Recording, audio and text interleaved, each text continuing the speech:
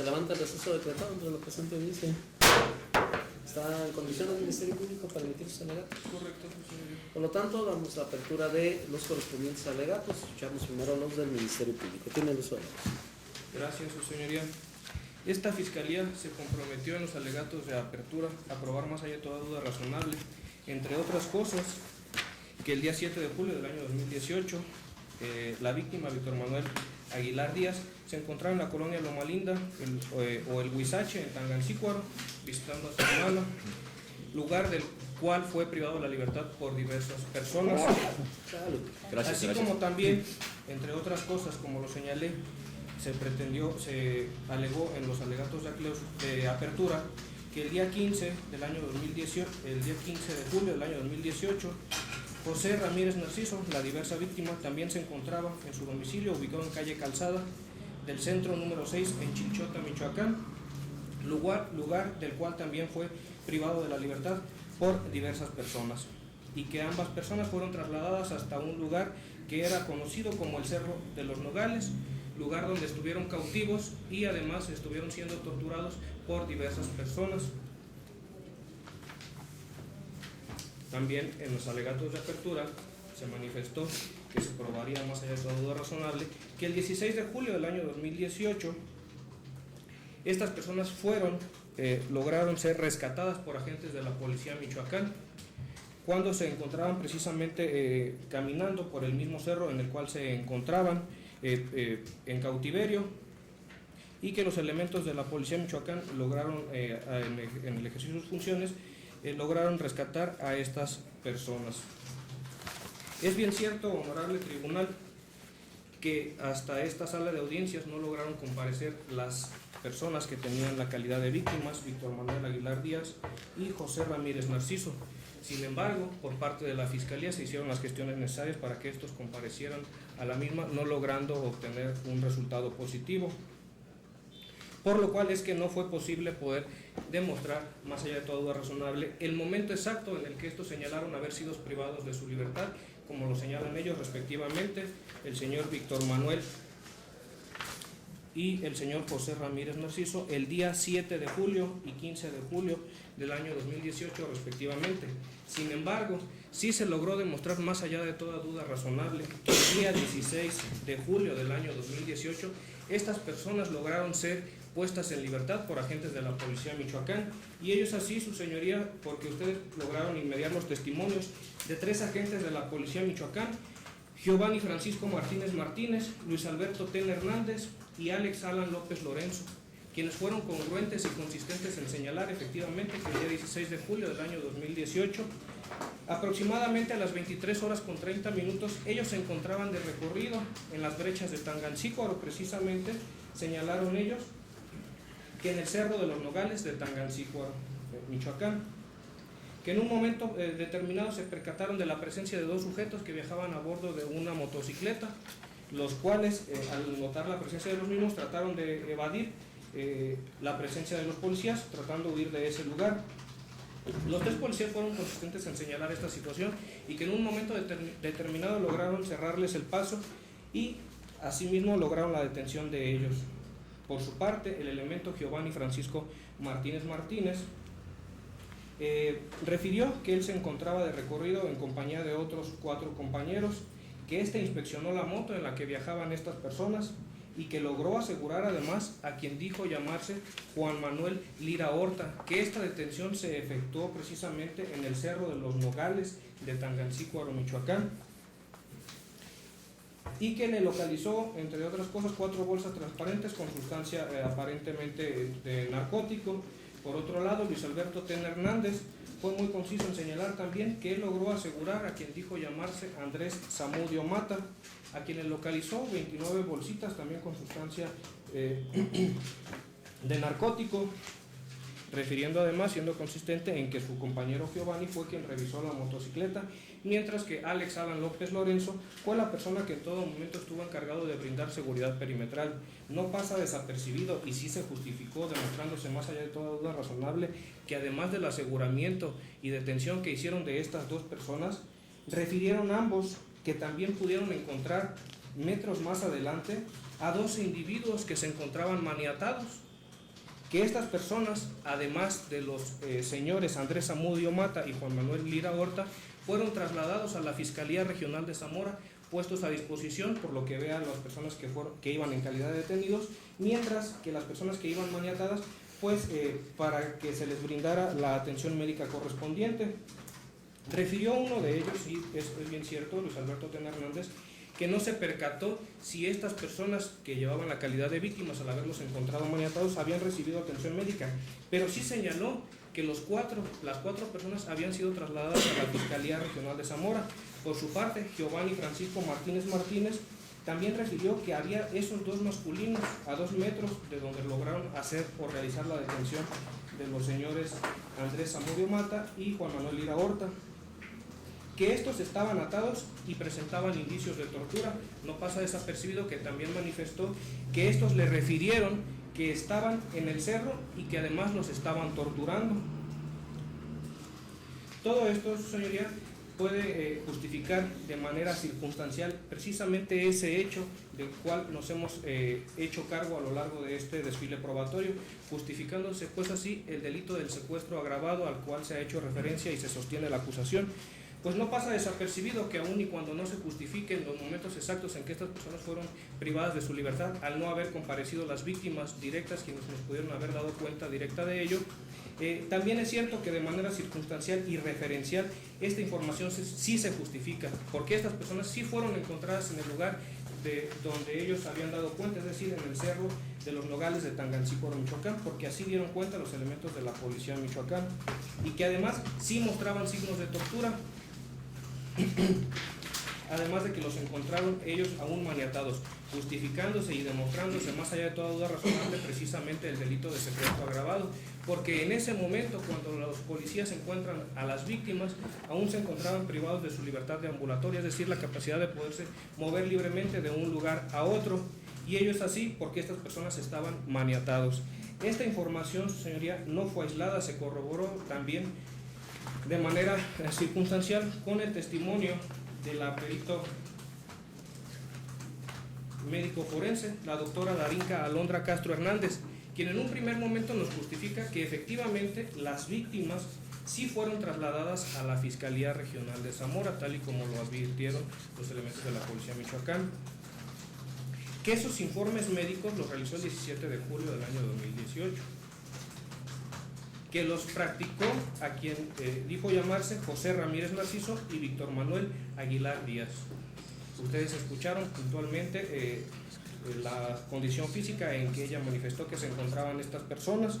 lo cual hace patente precisamente que sufrieron lesiones en su anatomía corporal, y ello precisamente del cautiverio en el que estuvieron mantenidos por parte de las personas que hasta este momento se señala como personas que fueron detenidas el día 16 de julio del año 2018, Andrés Zamudio Mata y Juan Manuel Lira Horta. Ello es así porque logró establecer por parte de Víctor Manuel Aguilar Díaz, una de las personas que tenían la calidad de víctimas, que en el interrogatorio directo le manifestó que había sido agredido físicamente el día 7 de julio, aproximadamente a las 13:30.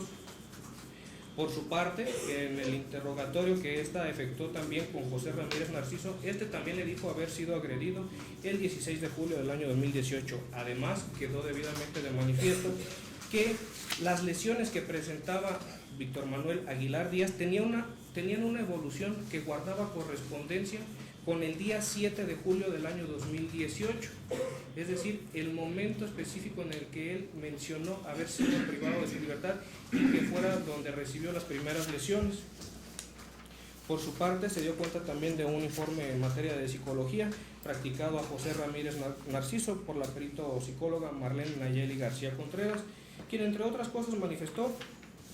con independencia de que no presentaba daño psicológico, sí presentaba presión, presentaba ausencia de defensa psicológica y que presentaba características de una persona agredida, así como un grado de afectación,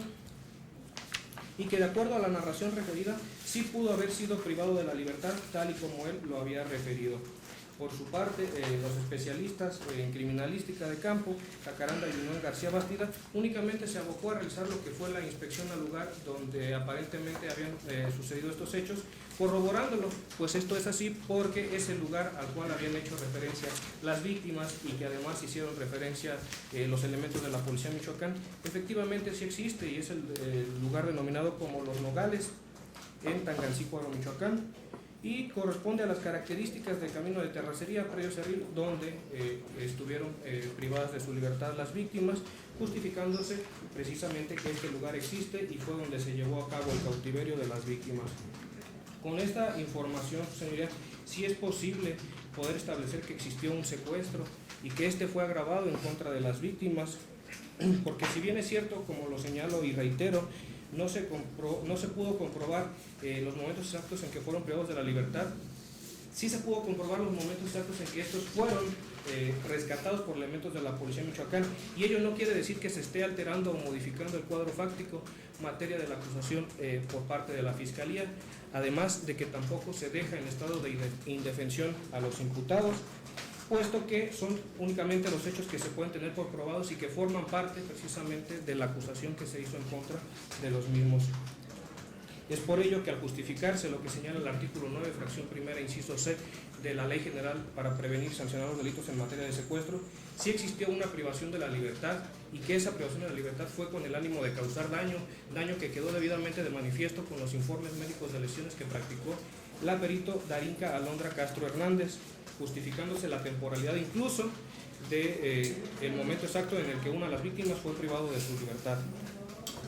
Además de que este secuestro fue agravado y se demostró porque existe, tal y como lo señala el artículo 10, fracción primera, inciso B, de la misma Ley General para prevenir y sancionar los delitos en materia de secuestro, que se cometió por 2 o más personas, lo cual hasta este momento quedó debidamente comprobado y que además, como señala el inciso C del mismo arábigo ya invocado, se realizó con violencia, pues todas las lesiones que sufrieron estas víctimas, además de haberse encontrado aún cuando fueron rescatados, maniatados, pues se puede advertir que esta fue realizada con violencia por parte de los activos. Por otro lado, sin que pase por desapercibido, se pudo justificar más allá de toda duda razonable la responsabilidad, al menos de las personas que fueron detenidas en flagrancia, tal y como dieron cuenta los elementos de la Policía Ministerial Giovanni Francisco Martínez, Luis Alberto Tena Hernández y Alex Alan López Lorenzo, la participación de Juan Manuel Lira Horta y Andrés Zamudio Mata en su calidad de coautores materiales en términos del artículo 13 del Código Penal Federal, pues estos se encontraban presentes en el mismo lugar donde se encontraban las víctimas y que además, al percatarse de la presencia de los elementos de la Policía de Michoacán, estos intentaron huir del lugar y a 2 metros aproximadamente, como dieron cuenta los policías, se encontraban las víctimas, es decir, no había ninguna otra persona en ese lugar que aparentemente haya sido quienes estaba ocasionando esa privación de la libertad a las víctimas. Es por todo ello, su señoría, que esta Fiscalía insiste en que se ha demostrado lo ya antes señalado y que al momento de que ustedes tengan a bien resolver en definitiva se dicte el fallo condenatorio respectivo. Es cuanto. Asesor jurídico. Gracias, señor. En mayor de los relatos de la Fiscalía, señor. ¿Y defensa? ¿Quién gusta tomar primero el uso de la voz?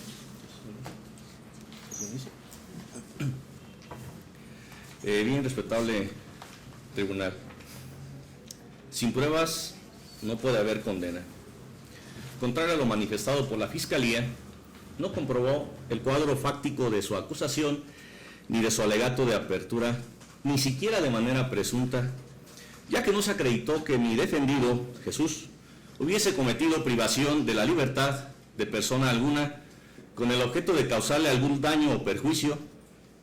ni que mucho menos se haya calificado esa conducta inexistente, obrando en equipo o en grupo, o realizado con violencia, por lo que nos encontramos en una gran insuficiencia probatoria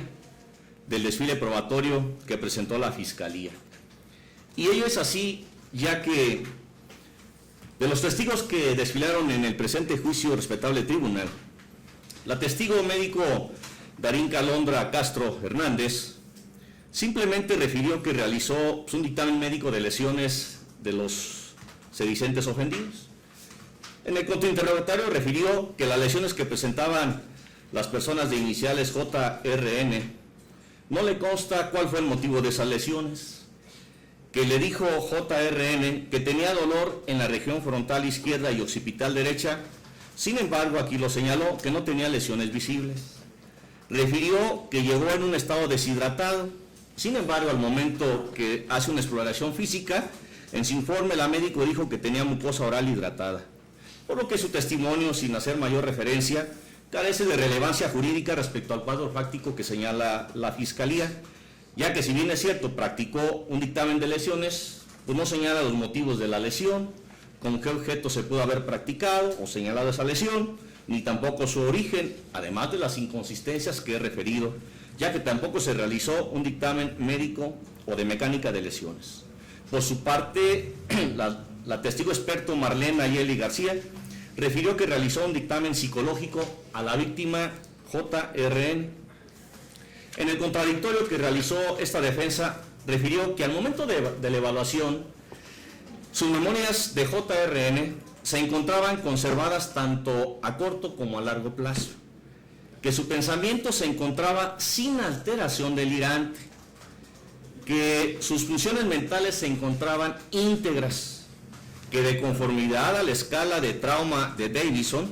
la escala de frecuencia y gravedad del trauma, sumado los dos, es de 0 a 136 puntos, es decir, que entre más se acerque a 136 puntos, es mayor la frecuencia, lógico, y la gravedad del trauma, según este autor, por lo que, de acuerdo a su estudio, la persona evaluada JRN solo presentó 7 puntos en frecuencia una y 7 puntos en frecuencia a la gravedad, es decir, 14 puntos de gravedad de 136 posibles. Por lo tanto, señaló la propia experto, derivado de ello es por lo que la perito concluye que JRN dio como resultado que no mostró rasgos de alteración mental y que tampoco presentó daño psicológico, por lo que su dicho en nada contribuye a lo que se comprometió a demostrar la Fiscalía. Por el contrario, abona al cuadro fáctico de esta defensa en el sentido de que los hechos no son ciertos, ya que como este tribunal lo inmedió, no presentó alteración alguna mental ni psicológica el que supuestamente fue secuestrado por un grupo de personas y fue además violentado. No presentaba ninguna alteración en ese tenor. Por su parte, la testigo experto Jacaranda Yunuen García Bastida refirió que realizó una inspección ocular al lugar de los hechos con el objeto de encontrar indicios que asociaban o que pudieran asociar al hecho. Al contrainterrogatorio manifestó que el dictamen que emitió lo relacionó al lugar de los hechos porque así se lo refirió una de las víctimas, sedicente víctima, JRN, que encontró en el lugar una carcasa y una estructura metálica en el lugar, que no obstante de que encontró esos objetos, no practicó ninguna prueba científica, como era la dactiloscopia a dicha carcasa o a dicha estructura, para corroborar o para acreditar a quién pertenecían esos objetos, o bien que se hubiesen relacionado con el hecho motivo del presente juicio. Por ello, no pudo decir si esa carcasa o esa estructura se relacionaban con persona alguna. Incluso en el lugar donde JRN le refirió que estuvo amarrado, según su dicho, porque no se corroboró con el dicho del sedicente ofendido, tampoco encontró indicio alguno, por lo que su deponencia en nada abona al cuadro fáctico de la Fiscalía, ya que no se encontró indicio alguno que se asocie con el hecho que se comprometió a comprobar la Fiscalía. Mientras que la testigo experto Lucía Gaona Rojas, ustedes lo escucharon, integrante de este tribunal, realizó un dictamen de identificación y descripción de objetos. Al contrainterrogatorio manifestó que no le consta que esos objetos estuvieran en el lugar de los hechos, que no realizó cadena de custodia, que la prueba pericial de dactiloscopía, de acuerdo a su experticia, es la prueba idónea que nos permite establecer si existen huellas dactilares en esos objetos y que con ese mismo estudio poder hacer un comparativo respecto a que si esos objetos puedan tener relación o se relacionen con una persona o haya pertinencia del objeto con la persona, y que no le practicó ningún estudio de dactiloscopía a esos objetos que encontraron o que le fueron entregados para realizar ese estudio, y que no puede establecer si esos objetos guardan pertinencia con los coacusados, por lo que su testimonio carece también de relevancia jurídica respecto al hecho que se pretendía comprobar, aunado a que dicha perito, como aquí lo manifestó, pues carece incluso de cédula profesional en términos de lo que dispone el artículo 369 de la Ley Adjetiva Nacional. Objetos que describió que, por cierto, no se incorporaron a juicio como prueba material, lo que deviene en un perjuicio a la propia Fiscalía. De igual forma, el testigo policía Giovanni Francisco Martínez, contrario a lo que refiere la Fiscalía, simplemente refirió que el día 16 de julio estaban de recorrido con otros compañeros y que encontraron ahí a 2 personas, que su compañero Eladio encontró 3 vehículos, es decir, no los encontró él, y que Eladio después encontró a otras personas que tampoco las encontró él. En el contrainterrogatorio refirió que no observó inicialmente que se encontraran esas 2 personas atadas, que solamente lo refiere porque así se lo refirió su compañero, que no entrevistó a las personas que se encontraban ahí y que no le manifestaron a él ningún hecho, por lo que su testimonio en nada contribuye al cuadro fáctico de la Fiscalía. Mientras que su compañero policial Luis Alberto Tena Hernández, en circunstancias similares, narró prácticamente los mismos hechos. Y de igual forma, en el contrainterrogatorio que se practicó por parte de la defensa, refirió que cuando llegó al lugar no vio a esas personas que se encontraban aparentemente maniatadas, que solamente lo refiere porque así se lo refirió su compañero Eladio, el cual, por cierto, no desfiló en este juicio, no se recabó su testimonio, que en ningún momento platicó con estas personas que supuestamente estaban amarradas, es decir, que dicho testigo no le consta nada. Así lo manifestó y ustedes lo inmediaron, por lo que su testimonio, al igual que el anterior, pues en nada abona el cuadro fáctico de la Fiscalía, ya que no le consta nada respecto a las 2 personas que supuestamente se encontraban en ese lugar. Por último, respecto al policía Alex Alan López Lorenzo, refirió de manera sorprendente, pues hechos distintos, incluso al cuadro fáctico de la Fiscalía, ya que refirió que en el lugar de los hechos se encontraba las 6 personas que estaban aquí detenidos, o sea, ya no eran 2 personas, eran 6 personas, y que los conocía porque los estaba viendo y por ser las personas que se encontraron en el lugar del hallazgo. Incluso derivado de esa manifestación, ni siquiera meritó por parte de esta defensa y de los colitigantes que le hiciéramos cualquier interrogatorio, ya era en vano, era infructuoso y superfluo hacer cualquier interrogatorio después de lo que había manifestado, que contradecía incluso el propio cuadro fáctico de la Fiscalía. En tanto, pues nos encontramos, como lo he referido respetable tribunal, en una insuficiencia probatoria, ya que era deber legal de la Fiscalía acreditar el cuadro fáctico de su acusación y de su alegato de apertura, lo cual no realizó, ya que la carga de la prueba en términos del numeral 20, inciso A, fracción quinta de la Constitución y 130 de la Ley Adjetiva Nacional es de la Fiscalía, lo que no realizó, ya que ni siquiera incorporó a juicio los objetos que supuestamente se localizaron en el lugar de los hechos, ni tampoco los hechos fueron corroborados por los supuestos víctimas, ya que no comparecieron a juicio. Esto es pues que para tener por comprobado el delito de secuestro agravado y la plena responsabilidad de mi defendido, debe existir en primer orden por lo menos acreditado el tipo penal, lo cual ni siquiera está acreditado, lo que en la especie no ha acontecido,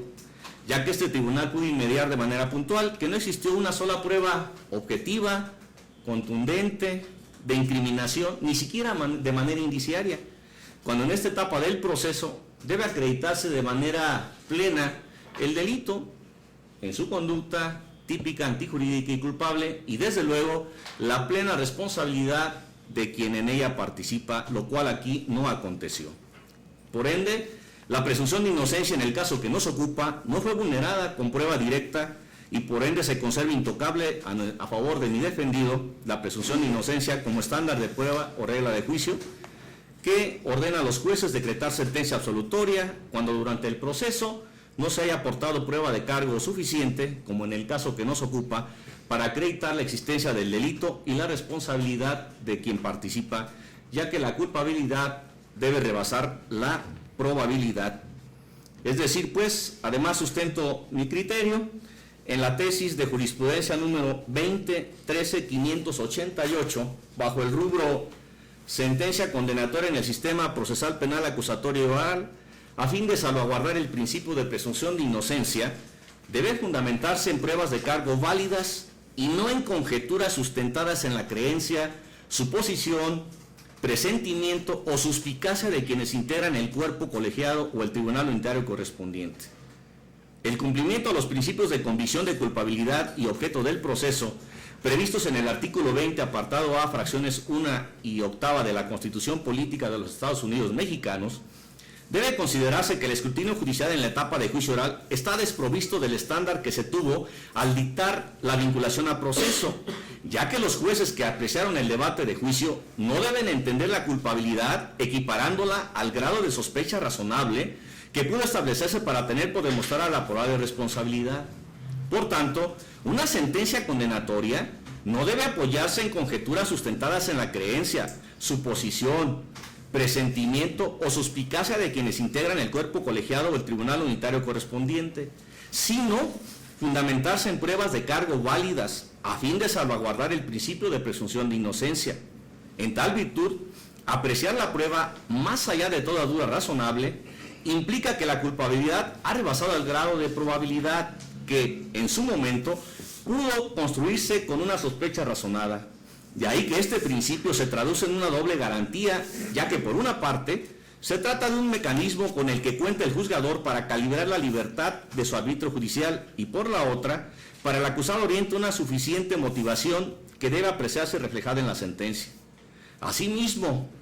el objeto del proceso o esclarecimiento de los hechos en el que juega un papel determinante la comisión de culpabilidad, no en todos los casos es susceptible de ser alcanzado, toda vez que la acusación no se construye a través de una argumentación sustentada en la presunción aislada o aparente, que no puede enlazarse o conducirse indefectiblemente al hecho probado, ya que bajo esta premisa se trostacaría el principio de presunción de inocencia. En ese sentido, en el sistema procesal penal acusatorio oral, tal prerrogativa no descansa en la verdad real del suceso, sino en aquella que ha sido determinada por diversos tratadistas como material y que se caracteriza por ser construida en el proceso de acuerdo con lo que las partes exponen a través de su teoría del caso. De todo lo manifestado y en virtud de que no existe ninguna prueba suficiente, contundente, objetiva de incriminación en contra de mi defendido, esta defensa solicita se dicte una sentencia absolutoria en su favor. Será cuanto por parte de esta defensa respetable tribunal. Se tiene al defensor privado de Jesús, permitiendo sus alegatos. Diversos defensores. Gracias, señoría. Adelante. Por encontrarse en el lugar y en momento menos indicado, fueron acusados injustamente de secuestro. La Fiscalía no logró cumplir la promesa tan alta que hizo al inicio de este juicio. No logró destruir el estándar de inocencia de que gozan mis representados. Tampoco logró el fin mismo del proceso, que es el esclarecimiento del hecho. No probó más allá de toda duda razonable la participación de mis defensos en el hecho que trajo ante ustedes. Tampoco demostró el cuadro fáctico su teoría del caso, con prueba idónea, pertinente y directa, menos el nexo causal entre el hecho y la conducta que se les atribuyó. Esto es así porque pretende que sean condenados con el dicho de tres policías a los que no les constan las circunstancias de tiempo, modo y lugar del hecho atribuido a nuestros defensos. Únicamente se les encontró en posesión de un narcótico ilícito por el que tampoco acusó la Fiscalía, y no se les encontró ningún indicio relacionado con las supuestas víctimas. Estos testigos resultan ser referenciales. Ante la insuficiencia probatoria, honorable tribunal, esta defensa solicita se dicte una sentencia absolutoria. ¿Sería cuánto? Se tiene a la defensa de Andrés y de Juan Manuel, permitiendo sus alegatos. Adelante, defensor. Gracias, María. Honorable tribunal, como esta defensa lo anunció en los alegatos de apertura, que la Fiscalía no podría probar más allá de toda duda razonable la plena responsabilidad de mis defendidos en el hecho por el cual se les trajo a juicio. Pues bien, del desfile probatorio, solo la Fiscalía pudo probar las lesiones de las víctimas, no así la causa de las mismas, porque pues, bien pudimos inmediar que de esto dio cuenta la perito médico forense Darinka, y también únicamente probó nada más la inspección del lugar del hecho, así como los indicios encontrados y los lugares inspeccionados. Así también como con la perito Lucía Gaona, únicamente nos da cuenta de los objetos que ella inspeccionó, pero que únicamente nos da cuenta de la descripción de las mismas. Además, pues, de los testimonios que desfilaron ante su presencia, estos son ineficaces para acreditar la identidad de las personas que privaron de la vida, de la libertad a las víctimas y que éstas las mantuvieron en cautiverio. Testimonios, pues, que en consecuencia resultan insuficientes para demostrar que fueron mis representados quienes privaron de la libertad y mantuvieron en cautiverio en compañía de otros sujetos a las víctimas, porque no existen otras pruebas objetivas que puedan corroborar la teoría de la Fiscalía hasta este momento. Nadie nos da cuenta con un testimonio cómo es la forma en que mis representados privaran de la libertad y mantuvieran en cautiverio a las víctimas. No escuchamos en la audiencia ningún testimonio que hubiera presenciado y que dé cuenta que mis representados fueran alguna de las personas las que estuvieron en el lugar del hecho, es decir, como una de las personas que le lavaba la ropa a las personas que supuestamente tenían privadas de la libertad a las víctimas, así también como que eran unas de las que les golpeaban a las víctimas. Pues bien, este hecho, pues, que nos dieran cuenta, así que esto aconteció en el Cerro de los Nogales, del municipio de Chilchota, Michoacán. Una vez que hemos escuchado, pues, el desfile probatorio, nos pudimos dar cuenta que no hubo prueba directa ni indirecta de que mis representadas, Yerania, María del Carmen y así como David, intervinieran en la comisión del hecho delictivo denominado secuestro agravado en agravio de las personas de identidades reservadas, BMAD y JRN, tal y como pudimos, pues, apreciar, ya que como pudo percatarse este honorable tribunal, quedó intacto el principio de presunción de inocencia que les asiste a mis representados, ya que no pudo vulnerarlo el principio de presunción de inocencia por parte de la Fiscalía. Por el contrario, pudo advertirse que la Fiscalía no pudo probar, más allá de toda duda razonable, que mis representados fueran algunas de las personas que hubieran intervenido en el delito de secuestro, y al no acreditar la plena responsabilidad, esta defensa solicita un fallo absolutorio de manera unánime en favor de mis defendidos. ¿Cuántos, señor? Se tiene el defensor público de Yerania, María del Carmen y David por formulando sus alegatos. ¿El Ministerio Público va a hacer uso de la réplica? No, su señoría. ¿Asesor jurídico? No, señoría. Por lo tanto, no hay motivo para volver a escuchar. Al no haber réplica, no puede haber dúplica por parte de la defensa. Señores Andrés, Juan Manuel, Jesús, Yerania, María del Carmen y David, ¿quieren hacer alguna manifestación antes de que este tribunal proceda a retirarse de deliberar? Pueden consultarlo con los abogados. ¿Desean hacer alguna manifestación? No. Por lo tanto, se cierra el debate correspondiente. En términos de lo que prevé el artículo 400 del Código Nacional de Procedimientos Penales,